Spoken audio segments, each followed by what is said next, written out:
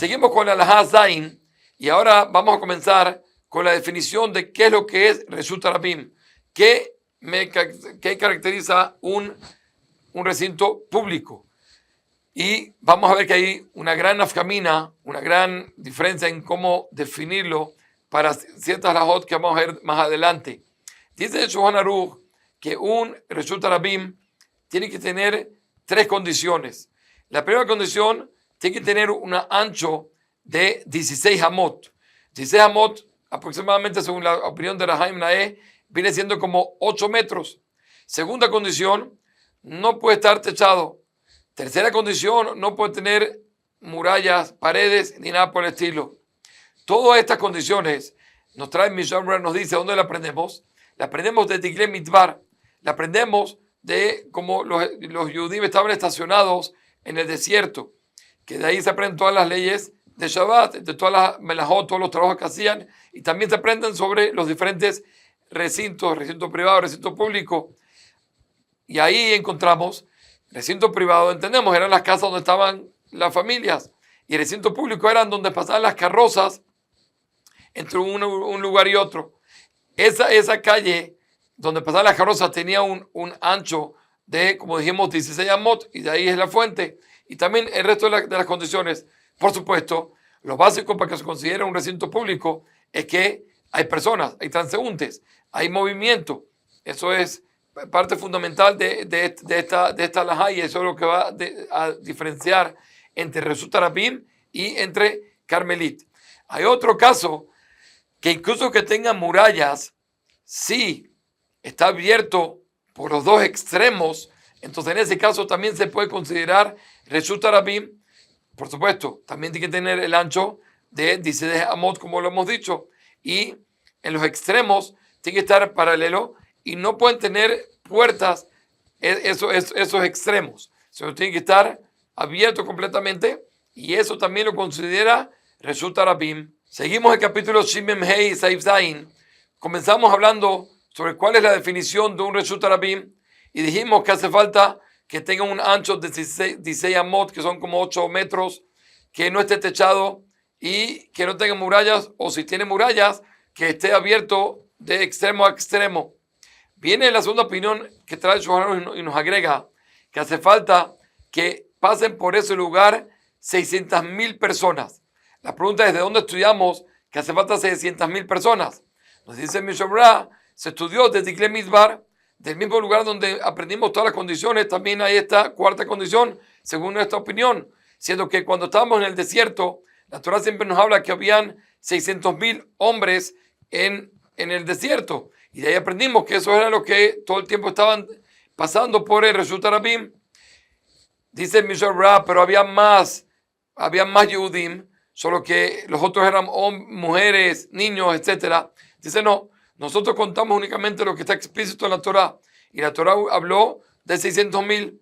Si es así, ¿por qué la primera opinión no dice también que hace falta esa condición? Nos dice el Biur Alajá, según la primera opinión, únicamente nosotros aprendemos de Digle Midbar, de cómo estaban estacionados en el Midbar, en el desierto, únicamente sobre las condiciones de la zona. Pero quiénes eran los que pasaban, eso ya no nos importa. Y la segunda opinión dice, no, también eso yo lo aprendo. Dice el Shulchan Aruch, ¿qué es lo que hace falta? Hace falta que pasen 600.000 personas Bechol Yom, cada día. Y sobre eso trae Mishnah, dice, no encontré. Busqué en los Rishonim y no encontré esta condición que hace falta que pasen 600.000 personas cada día. Pero Dirshu sí nos trae aquí en las notas y nos dice que sí encontró Rishonim que hablan explícito, como el Baag, Bali Hot Gadolot, hablan explícito también sobre esa condición. Ahora, cuando hablamos que hace falta 600.000 personas, ¿a qué se refiere? En una calle que tenga esas condiciones de 16 amot, tiene que por esa calle pasar 600.000. Entonces se aprende de Sharat Ziun, así también lo trae aquí el Dirshu en las notas, que no hace falta que en una sola calle, sino si en la zona hay 600.000 personas, incluso las otras calles que tengan las condiciones de 16 amot, etcétera, también se van a considerar Reshut Rabim, por lo menos si son calles que se usan y dan servicio a aquellas personas que entran a esa ciudad o a esa zona. Otro punto que trae aquí el Biur Halajá, muy importante, que cuando dice 600.000 personas, ¿qué quiere decir? ¿Tienen que vivir ahí? ¿O es suficiente el hecho que entran a la ciudad para hacer diferentes cosas? Incluso que no vivan. Y trae ahí Rishonim que así sostienen.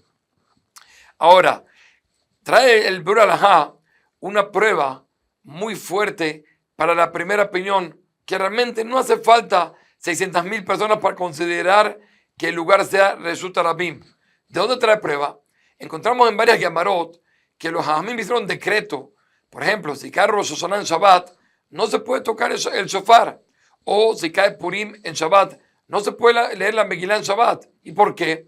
No vaya a ser que la persona va a llevárselo a un rab o a alguien para que le enseñe a tocar el shofar o para que le enseñe a leer la Megilá, y resultó ser que lo va a transportar de Reshut Arajit a Reshut Rabim, o lo va a cargar 4 mot en Reshut Rabim. Pero un momentico, ¿qué quiere Reshut Rabim?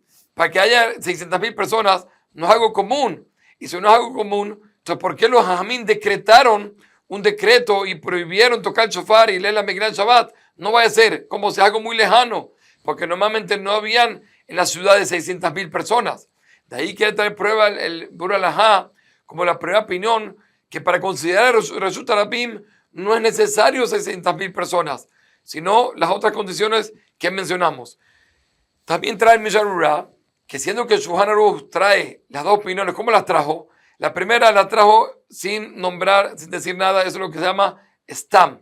Y después trajo la segunda opinión, y eso mismo, hay quien dice.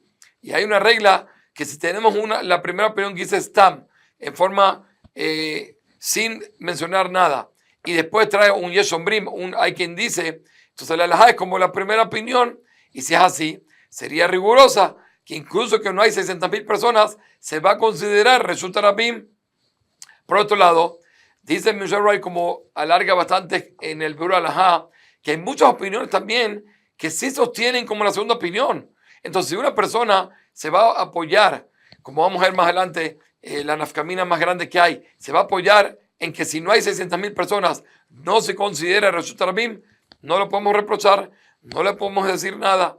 Pero de todas formas, uno que quiere ser cuidadoso, termina diciendo en Mishnah Berurah, que haga como la primera opinión y que incluso que no hay 600.000 personas, lo considere Reshut Rabim. Y la nafkamina más grande, la diferencia más grande de todo esto es con lo que es muy famoso, que se hace el Eruv. Eruv, normalmente, para poder permitir transportar y sacar de una casa a la calle. Entonces, ¿qué es lo que en muchos lugares se hace?